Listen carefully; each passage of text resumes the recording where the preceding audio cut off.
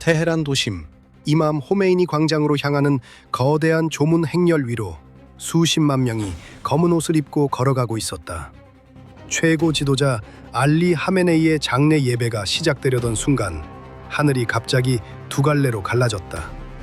첫 번째 섬광은 소리보다 먼저 도착했고 두 번째 폭음이 광장 전체를 뒤흔들었다. 수천 명이 뒤엉켜 쓰러지는 그 순간 세상은 묻기 시작했다. 미국은 왜 하필 이 순간을 골랐는가? 이것은 치밀하게 계산된 전략적 결단이었는가? 아니면 정부 판단이 완전히 무너진 재앙적 실책이었는가?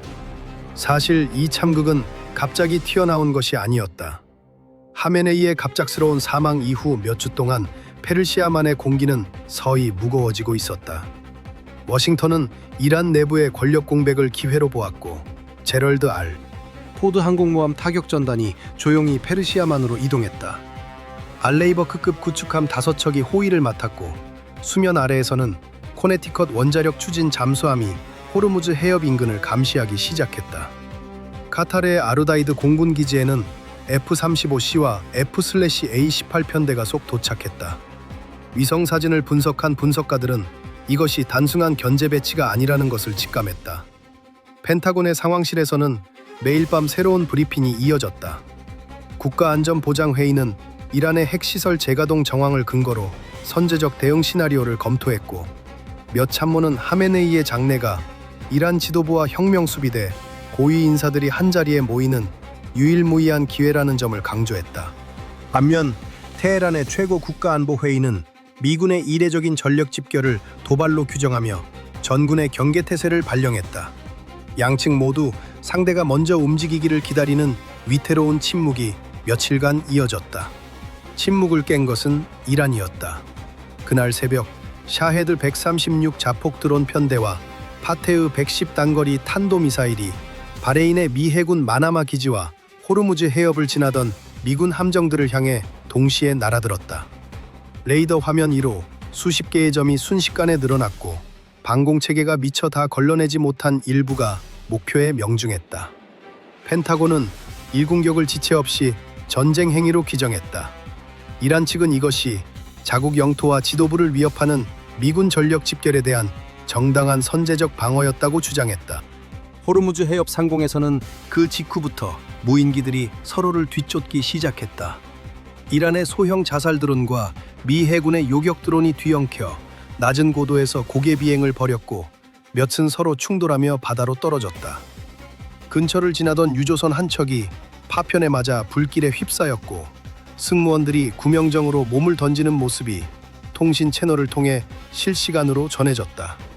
검은 연기가 해협 전체를 가리기 시작하면서 이곳이 세계 원유 수송의 심장부라는 사실이 새삼 무겁게 다가왔다. 첫 공격 이후 정확히 4시간이 지나자 미국의 반격이 시작되었다. 구축함들에서 발사된 토마호크 순항 미사일이 밤하늘을 가르며 이란 영내로 쏟아졌고 스텔스 폭격기 B-스피릿 편대는 GBU-57 벙커버스터를 포르도와 나탄제 지하 핵시설에 투하했다. 그리고 바로 그 순간 테헤란 시내에서 진행 중이던 장례 행렬 인근에도 정밀 타격이 이루어졌다.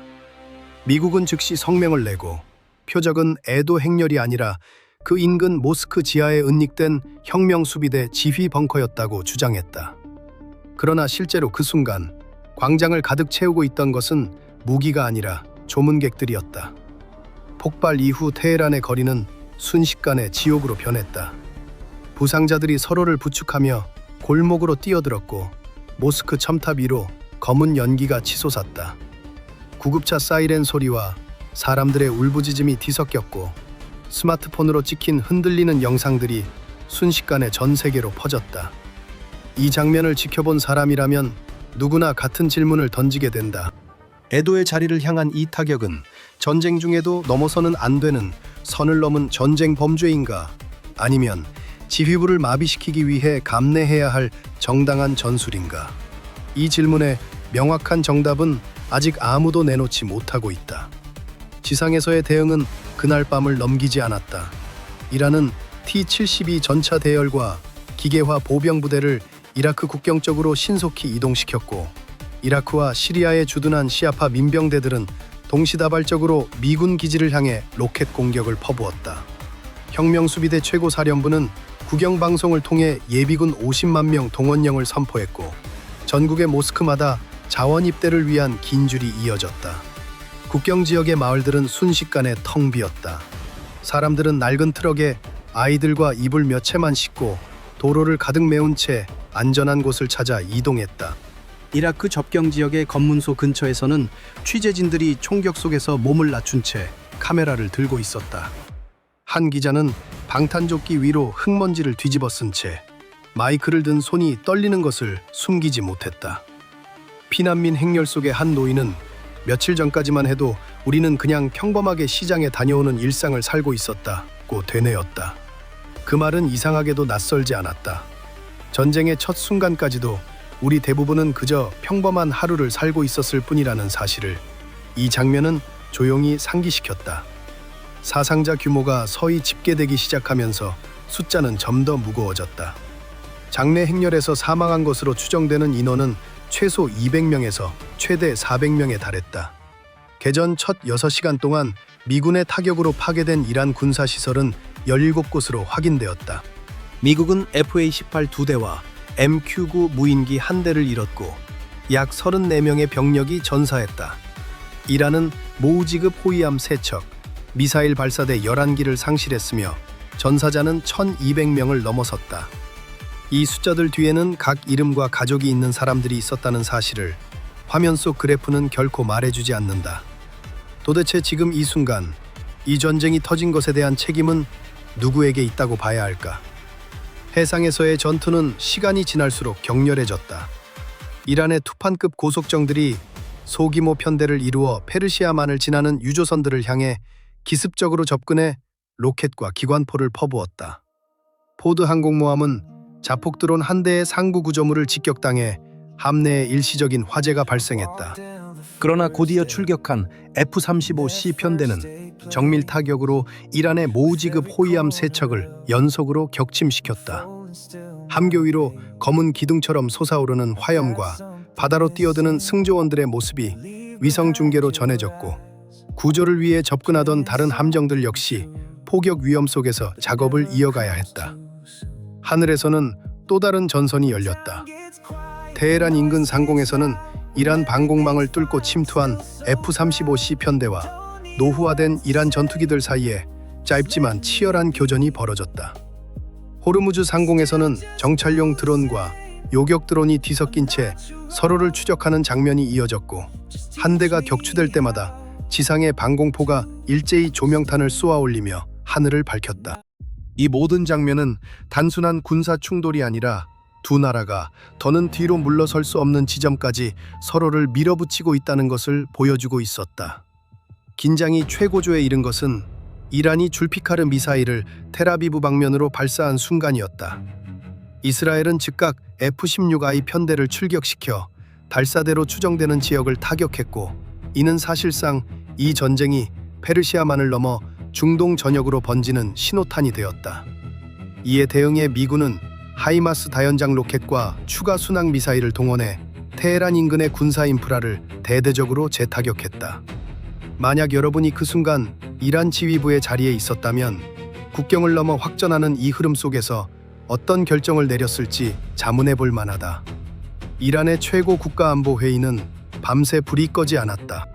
지휘관들은 지도를 앞에 두고 다음 타격 목표와 보복 시나리오를 두고 격론을 벌였고 일부는 즉각적인 전면 반격을, 일부는 국제사회의 개입을 기다리는 신중론을 주장했다. 그 사이 국제사회의 반응도 빠르게 갈렸다. 중국은 즉각적인 휴전을 요구하며 유엔 안전보장이사회 긴급회의를 소집했고 이 지역의 안정은 어느 한 나라의 군사적 계산으로 결정될 수 없다는 입장을 밝혔다. 러시아는 장례 행렬에 대한 타격을 명백한 전쟁 범죄로 규정하며 국제형사재판소 제소를 시사했다. 이스라엘은 공식적으로는 거리를 두면서도 비공개 채널을 통해 펜타곤과 작전 정보를 조율하고 있다는 사실이 흘러나왔다. 사우디아라비아는 자국 영공을 전면 폐쇄했고 튀르키예는 양측의 중재안을 제시하며 조심스럽게 외교적 공간을 넓히려 했다. 그렇다면 중국과 러시아는 이번 사태에 실제로 개입할까? 아니면 유엔 회의장에서 목소리만 높이고 결국 지켜보기만 할까? 이 질문에 대한 답은 앞으로 며칠 안에 드러날 가능성이 크다. 테헤란의 한 상인은 폐허가 된 시장 앞에서 이렇게 말했다. 우리는 그저 지도자의 마지막 길을 배웅하러 나왔을 뿐인데 하늘에서 죽음이 떨어졌다. 그의 목소리에는 분노보다 짙은 허탈함이 배어 있었다. 그 말을 듣고 있으면 전쟁이라는 거대한 단어 뒤에 숨겨진 것은 결국 평범한 사람들의 하루하라는 사실이 다시금 마음에 걸린다. 전선은 이제 단순한 군사적 충돌을 넘어 각국 정부의 정치적 명운을 건 도박판으로 변해가고 있다. 워싱턴에서는 이번 타격이 정당한 정밀 작전이었는지 아니면 돌이킬 수 없는 정보 판단 실패였는지를 둘러싼 내부 논쟁이 격화되고 있고, 테헤란에서는 지도부 공백 속에서 강경파와 실용파 사이의 힘겨루기가 동시에 진행되고 있다. 카타르의 중재를 통한 마쿠 협상이 시도되었다는 소식이 잠시 돌았지만 몇 시간 뒤 양측 모두가 대화 테이블을 뒤엎었다는 소식이 뒤따랐다. 그 사이에도 페르시아만 곳에서는 다음 타격을 준비하는 함정과 전투기들의 엔진 소리가 멈추지 않고 있다.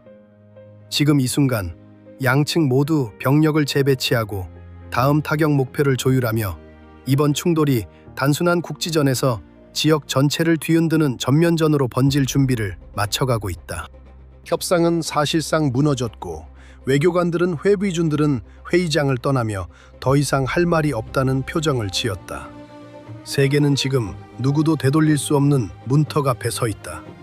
다음 폭음이 울리는 순간 이 불씨는 정말로 걷잡을 수 없는 큰 전쟁으로 번지고 말 것인가?